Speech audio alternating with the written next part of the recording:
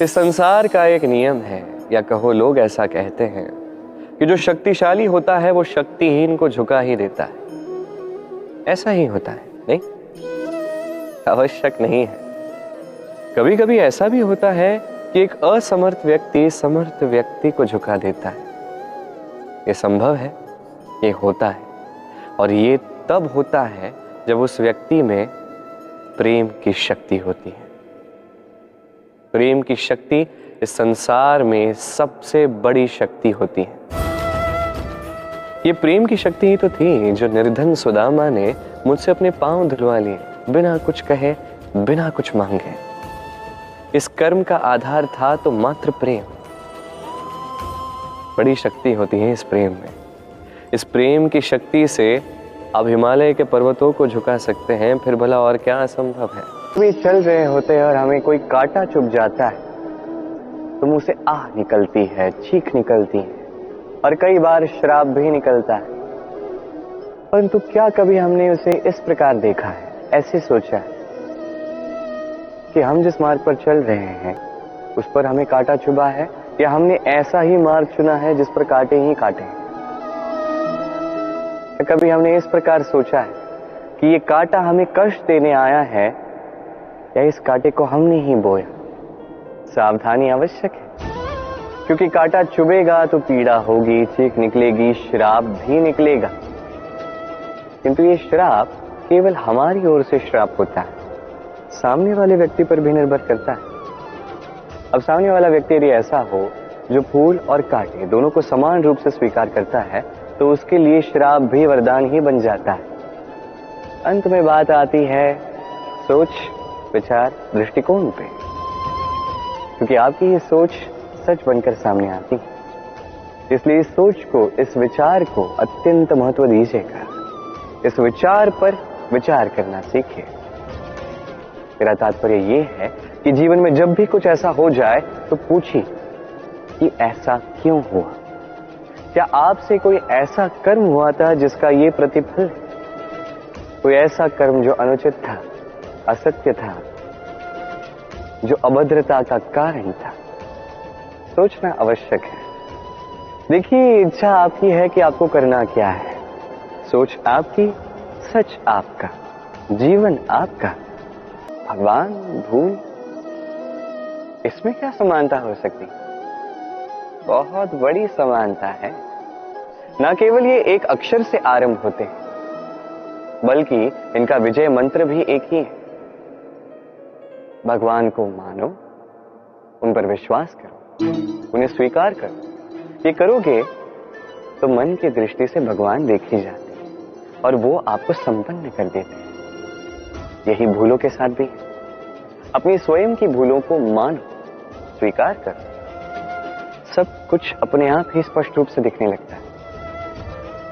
जिस दिन आप अपनी भूल स्वीकार करना सीख जाते हैं, उसी दिन से प्रक्रिया आरंभ होती है अपनी भूल को स्वीकार करने की। आप समझ जाते हैं कैसे अपनी भूलों को सुधारना है। स्मरण रखिए, स्वयं को श्रेष्ठ बनाने के लिए अपनी भूलों को स्वीकारना आवश्यक है। इस जीवन में शांति लाने के लिए ईश्वर को स्वीकार करना आवश्यक है। सदैव अपने गुण और अपने दोष स्मरण रखिए, आजीवन सुखी रहोगे। इस धन का जब तक आप उपयोग कर रहे हैं, जब तक ये आपके उपयोग में आ रहा है, सब उचित है। ये धन आपके लिए अमृत है। पर जब ये धन आपका उपयोग करने लगे, समझ जाइए कि आपका अंत आरंभ हो चुका है। दूसरी बात, बीता हुआ कल, जिसे आप कुछ भी कर लीजिए कभी बदल नहीं सकते, और ये सत्य आपको भी ज्ञात है। किंतु इसके वश में फिर भी हम आ जाते हैं, और जब आ जाते हैं तो इस संसार में हम कहीं भी जाएं, जितना भी बड़ा सुख भोग लें, उसमें भी हमें कड़वाहट ही अनुभव होगी। तीसरी बात, आपके आसपास के लोग भिन्न भिन्न प्रकार के लोग होते हैं, जिनकी भिन्न विचारधाराएं होती हैं, भिन्न दृष्टिकोण होते हैं। यदि इनके वश में आप आ गए तो कोई कहेगा ये करो, ये अच्छा है।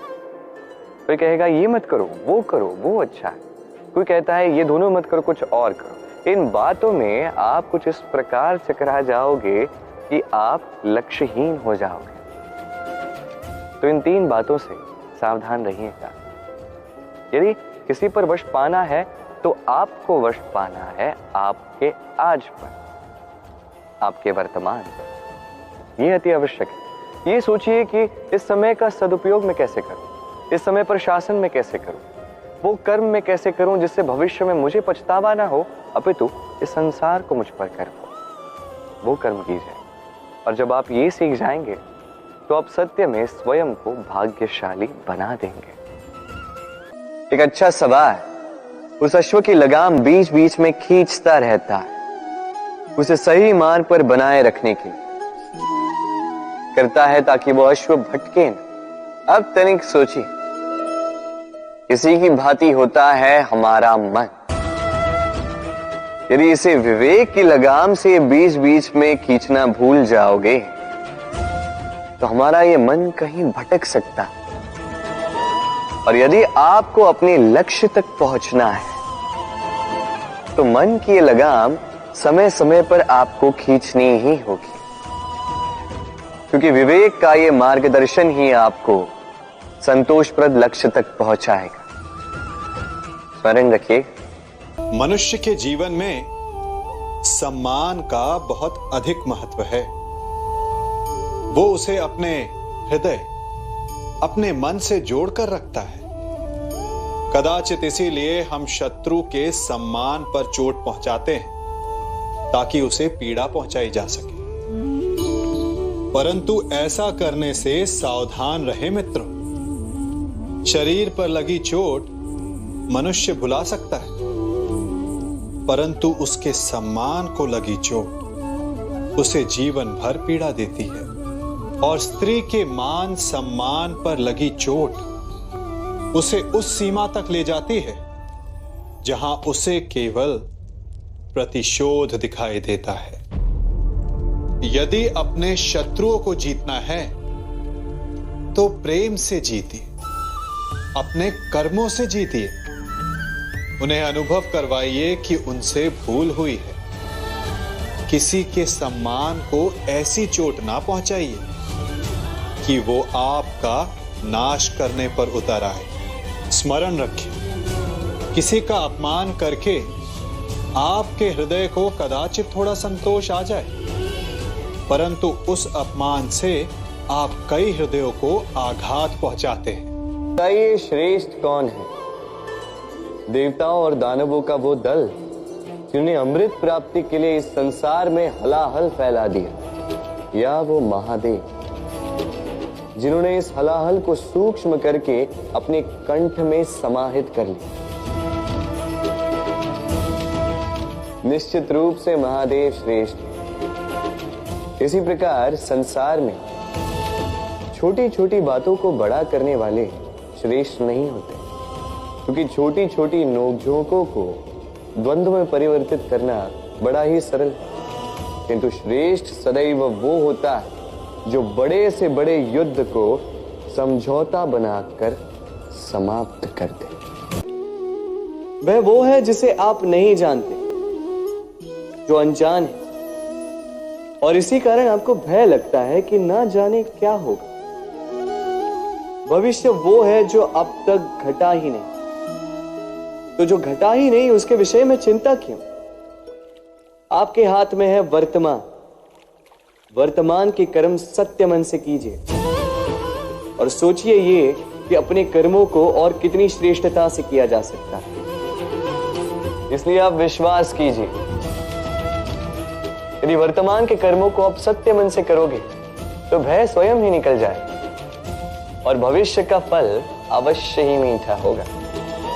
इसलिए भय और भविष्य से डरना छोड़ दीजिए। इस वर्तमान को, नदियां कितनी सुंदर होती हैं, पावन होती हैं, जहां से जाती है वहां एक नया जीवन प्रदान करती, धरा को सींचती, अकाल को दूर रखती, और कदाचित इसीलिए नदी को मां समान पूजा जाता है। किंतु क्या कभी आपने सोचा है कि नदी जन्म कैसे लेती है? क्या ये प्रारंभ से ही इतनी विशाल और वेगवती होती है? नहीं, वर्षा की छोटी छोटी बूंदें गिरकर मिलती एक सूक्ष्म धारा बनाती। ये धारा पर्वतों के हिम को काटते हुए, स्वयं में पिघलाते हुए जल प्रपातों से गिरती, चट्टानों से टकराती और फिर जाके नदी बनती। इसी प्रकार ऐसे ही सीधे सीधे कोई महान नहीं बन जाता। छोटे छोटे प्रयास मिलकर एक विशाल व्यक्तित्व बनाते। इसलिए जीवन में प्रयास करते रहिए, अस्तित्व अपने आप ही बन जाएगा। राधे राधे।